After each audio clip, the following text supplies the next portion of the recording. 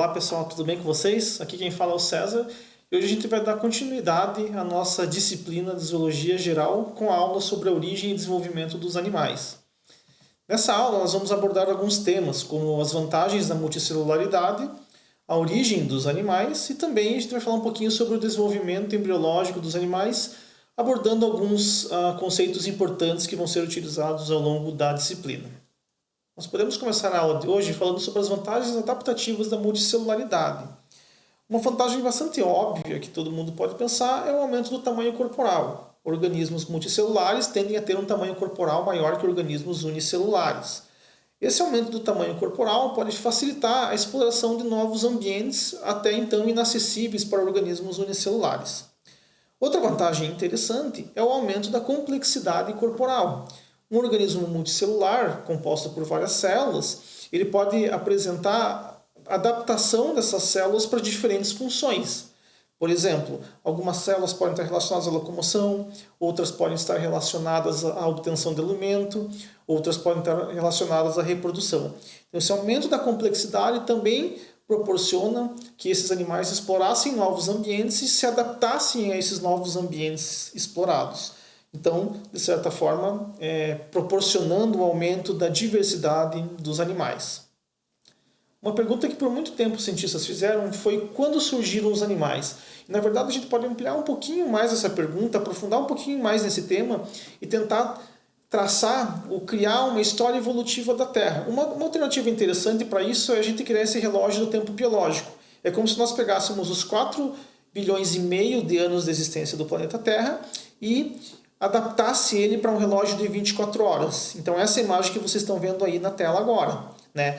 Começando então em meia-noite o dia e terminando na meia-noite do outro dia. Tá? Vamos ver alguns eventos importantes que ocorreram ao longo da história evolutiva do planeta e mais ou menos em que período da hora do dia de 24 horas isso teria ocorrido. Tá? Então só para vocês terem uma ideia, os primeiros indícios de vida eles já existiam a partir antes do início da manhã. E a primeira evidência fóssil de organismos procariontes, ela existe já no período da manhã. A primeira evidência de fotossíntese, ela existe até antes do meio-dia. E antes do entardecer, a gente já tem a primeira evidência fóssil dos eucariontes. Os organismos multicelulares surgiram muito mais recentemente no tempo, e particularmente os animais. Os animais eles surgiram há cerca de 650 milhões de anos. Para vocês terem uma ideia, a grande diversidade de animais que a gente conhece hoje, ou pelo menos boa parte dos filos que a gente conhece hoje, teria surgido num evento que é chamado de explosão do Cambriano há cerca de 530 milhões de anos atrás. Então note que isso é bastante recente no tempo. E o ser humano, então, ele teria surgido nos últimos segundos desse nosso relógio do tempo biológico. Tá? Então aqui a gente consegue ver claramente que demorou um certo tempo para o surgimento dos primeiros organismos multicelulares, mas a partir do momento que eles surgiram, eles rapidamente diversificaram, formando boa parte dos filos que nós conhecemos hoje. Tá? Nós estamos falando de organismos multicelulares, mas se vocês se recordarem da última aula, a gente já falou que existem sim protistas, né, organismos pertencentes ao reino protistas que são multicelulares. Uma pergunta que possivelmente pode ser feita é, tá, mas qual então é a diferença daquele organismo protista multicelular para um animal multicelular?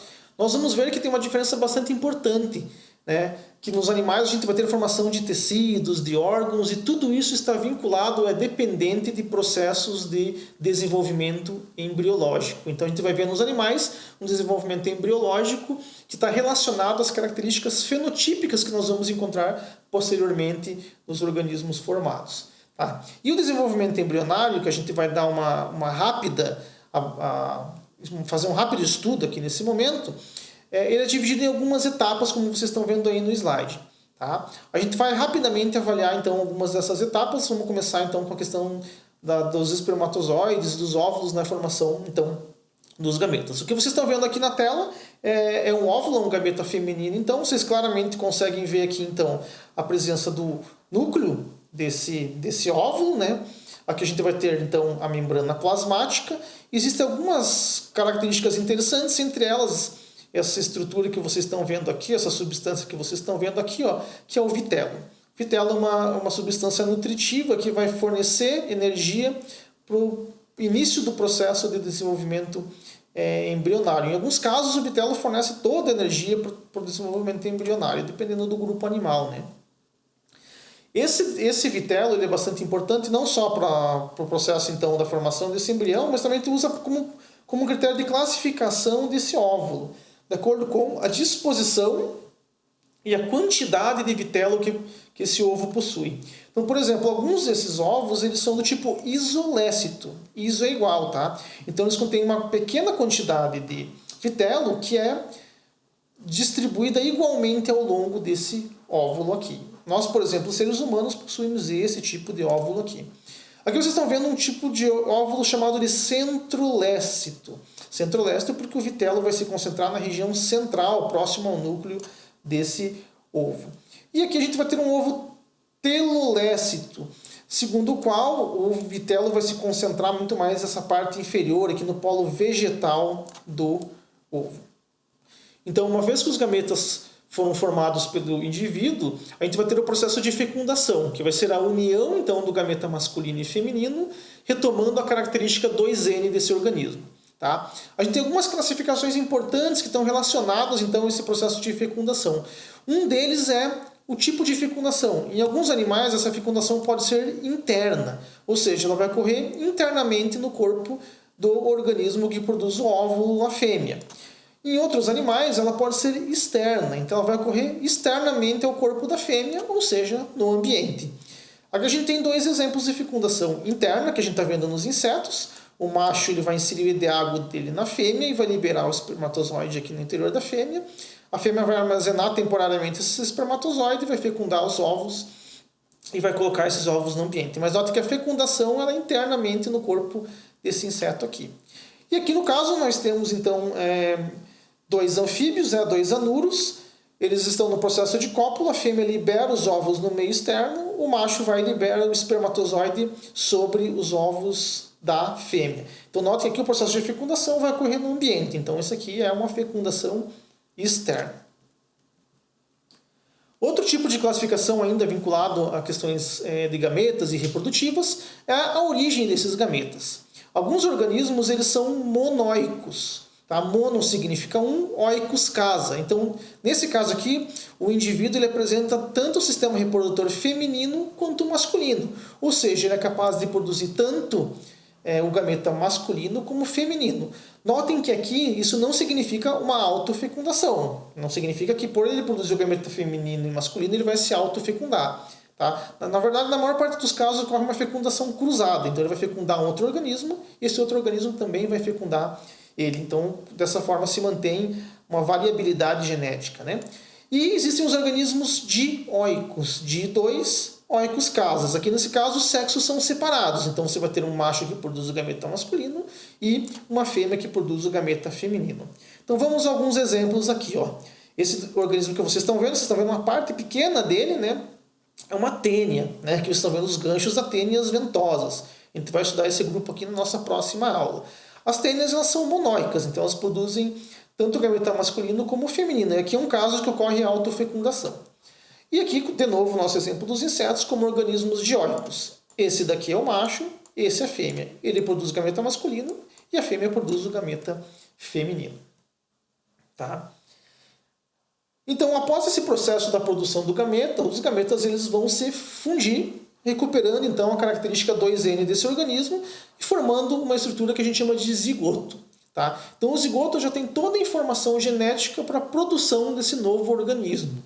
Então toda essa produção, toda essa informação genética estão presentes já no zigoto. Tá? Então, a partir da formação do zigoto, a gente vai iniciar o processo de clivagem. Tá? O processo de clivagem nada mais é do que o processo de divisão celular.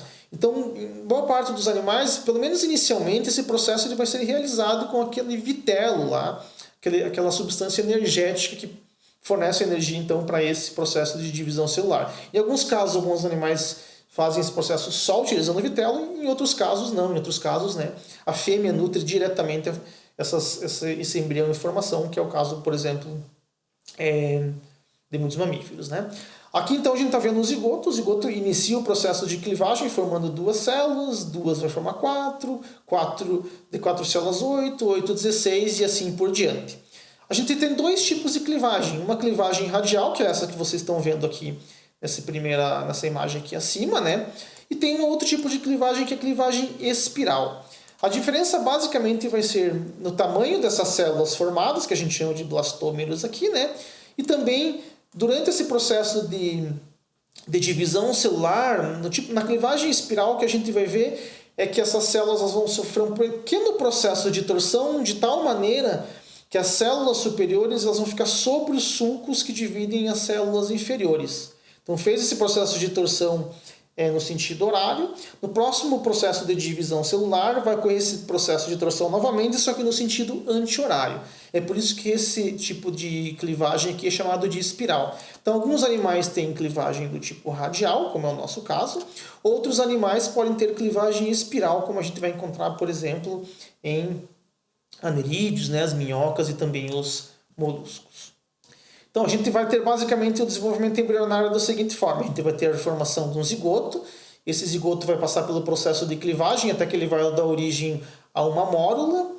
Essa mórula aqui ela vai dar origem então a outra etapa que a gente chama de blástula. Como que vai se formar a blástula?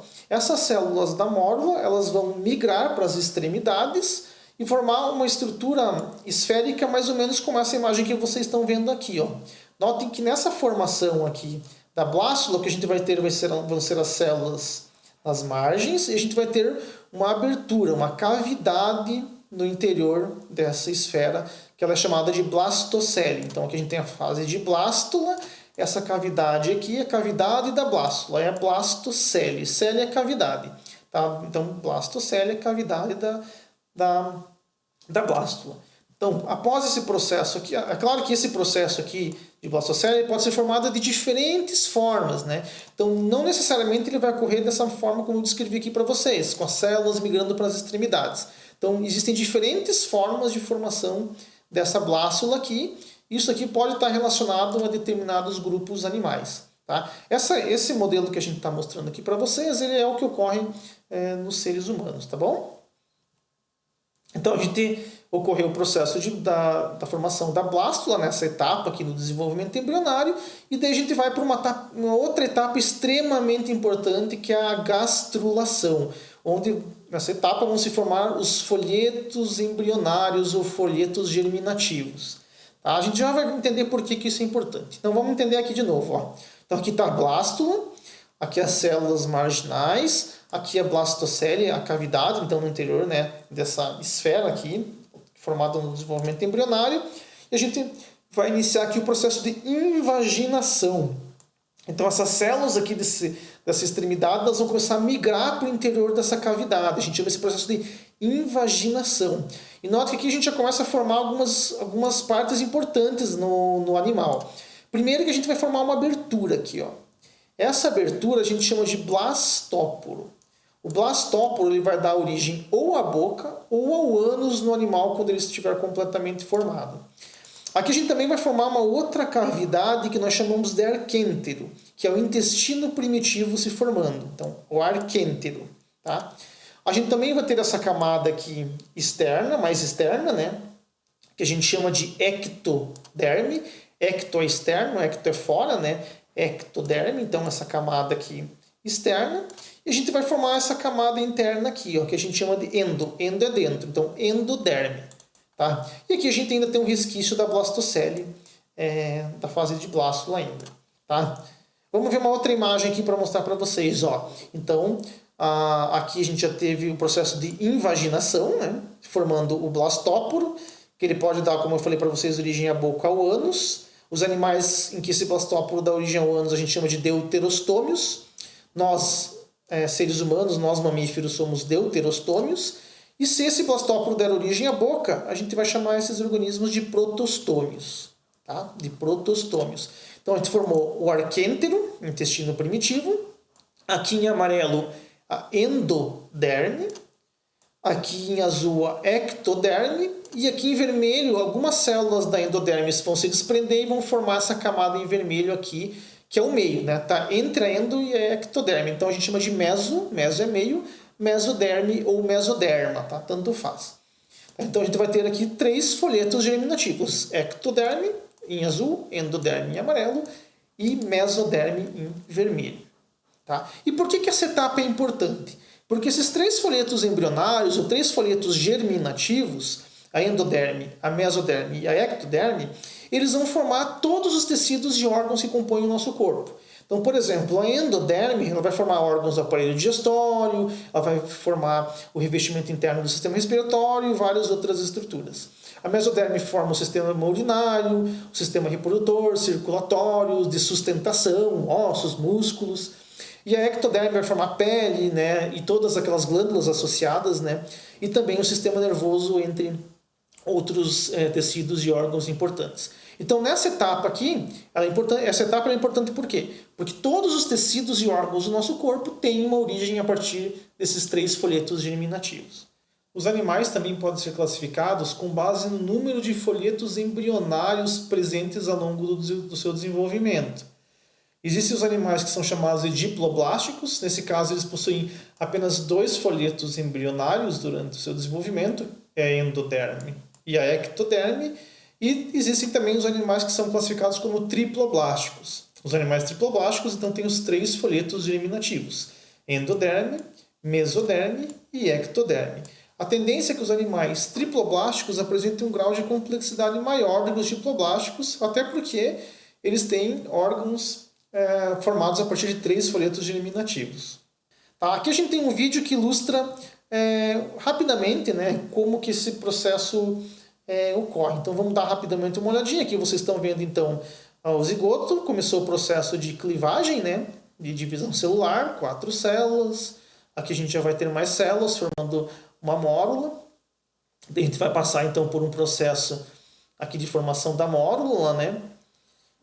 Na sequência a gente vai ter a blástula, na sequência após a mórula. Então vocês estão vendo aqui já a blástula, né, com a blastocele, processo de invaginação. Aqui já formaram-se os 3 folhetos germinativos, o blastóculo e também o arquêntero, né? E a ectoderme externa, mesoderme e a endoderme em amarelo aqui representados. Tá? Então a gente tem a formação desses tecidos. Tá? Então, essa é uma etapa bastante importante então, no desenvolvimento embrionário. Passada a fase de gastrulação, a gente vai passar por o que a gente chama de organogênese, que é a formação dos órgãos do corpo, e uma vez que acabou-se o desenvolvimento embrionário, a gente vai ter o crescimento desse organismo, né? Alguns chamam também de desenvolvimento pós-embrionário. Tá? Então, é uma etapa bastante importante que diferencia os animais do que a gente conhece de protistas multicelulares. Nenhum protista tem esse desenvolvimento embrionário e essa organização corporal que vai dar origem então a tecidos e órgãos. Então notem que a complexidade de um animal ela acaba sendo maior na medida que você tem um maior grau de especialização dessas células que compõem esse corpo multicelular. Tá? Então, uma vez formado o organismo, a gente também pode ter alguns conceitos importantes, né, para classificar os organismos de acordo com alguns aspectos. Por exemplo, o tipo de desenvolvimento que esse animal possui. Tá? Esse animal ele pode possuir um desenvolvimento indireto. Nesse caso, o ciclo de vida ele vai incluir algum estágio livre que precede a vida adulta, algum estágio larval. Aqui a gente tem um exemplo para vocês. Ó. O que vocês estão vendo aqui novamente é um anuro. Né? Então, aqui estão os anuros se reproduzindo. Tá, ocorreu o processo de fecundação e eles vão dar origem, então, a uma fase larval que a gente chama popularmente de girino. Né? Então, o girino é uma fase larval que depois sofre uma metamorfose e se torna um adulto. Então, note que o adulto ele é bem diferente dessa fase larval. Inclusive, o adulto aqui muitas vezes é terrestre, enquanto a larva tem até sobrevive no meio aquático. Ok? Então, note que você vai ter o quê? Você vai ter um ovo, depois do ovo você vai ter um estágio larval, e depois essa larva sofre o processo de metamorfose para originar um adulto. Tá? Esse é um ciclo tipo de desenvolvimento indireto encontrado em vários animais. Tá? Agora, olha esse outro exemplo aqui. Ó. Alguns animais eles têm um ciclo de vida que não inclui essa fase larval livre.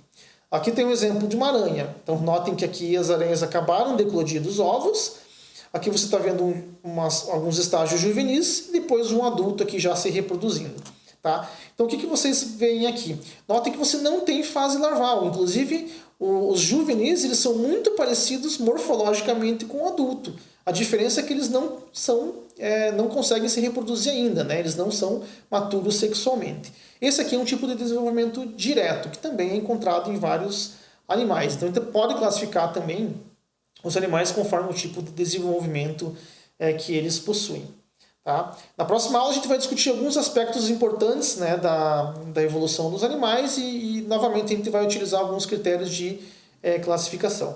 Aqui a gente vai ter nesse tipo de desenvolvimento então o ovo, que vai dar origem a um juvenil, e esse juvenil aqui vai dar origem ao adulto. A diferença entre eles aqui basicamente morfologicamente não existe, mas o que vai existir de diferente aqui é que o adulto ele é maturo sexualmente. Tá? Então, que tipo de conclusão que a gente pode tirar da aula de hoje? Primeiro que as células dos animais elas são organizadas em unidades funcionais e que acabam formando tecidos e órgãos. E esses tecidos e órgãos eles originam-se de eventos precoces na embriogenia animal. Então, eles são formados no processo de desenvolvimento embrionário. Tá? E essa formação de tecidos e órgãos acaba diferenciando os animais de protistas multicelulares, gerando ou proporcionando uma complexidade muito maior aos animais e que possivelmente está relacionado à adaptação a diferentes ambientes e essa grande diversificação que a gente observou nos animais a partir de aproximadamente 530 milhões de anos atrás. Tá bom, gente? Pessoal, não esqueçam de visitar o Moodle para ler os materiais complementares relacionados à aula de hoje, além de realizar as atividades propostas. Tanto eu como a monitora estaremos disponíveis para sanar as suas dúvidas. Para isso, acesse o site do Moodle e veja qual é o horário de atendimento da monitora. Eu estarei atendendo vocês durante o horário das aulas presenciais, então toda segunda-feira. Cuidem-se e fiquem bem. Até mais!